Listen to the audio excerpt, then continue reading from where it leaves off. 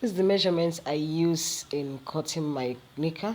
My waist is 40, my hip is 46, my lap is 30, and my length is 18. Then my new line running was 24.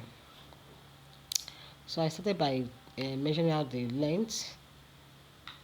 Then I went all the way down to the end of that material just to make sure I get a straight line. Okay, then I came in by 3 inches.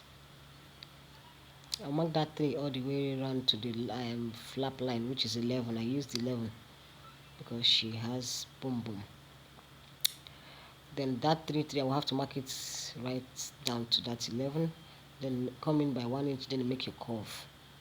Divide my waist by 4, which gave me 10. Then I have to add 2 inches allowance for my sewing allowance. I have to add 2 inches for my sewing allowance. Then I came down by 9 and also divide my hip, which is 46 by 4. That gave me 11.5. Then I added my 2 inches allowance. I also divide my lap by 2. 30 divided by 2, that is 15. Add 2 inches to make my line. I came in by 1.5. That one will be going out.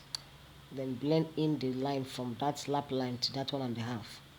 Then divide the distance between the lap and that's my line divided by 2 to make a line which is going to serve as a guide for my knicker to be straight. I usually do this because I have had the experience of making knicker and it wasn't in position. The lines wasn't in position. So ever since then, I usually use this style. So I divide my run nail by 2 and then divide it again in order to get the straight line. Then I cut it off. After trimming it off, then I have to use it to get the back. Just keep watching and see how I get my back. I add 3 inches. I did not add 1.5. I added 3 because her hip is like mountain, just like my own. So if you have a customer that her hip is like mountain, not that it's big or just standing like mountain, add 3.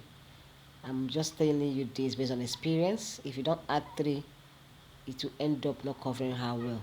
Try this and thank me later. Add 3 inches at the back.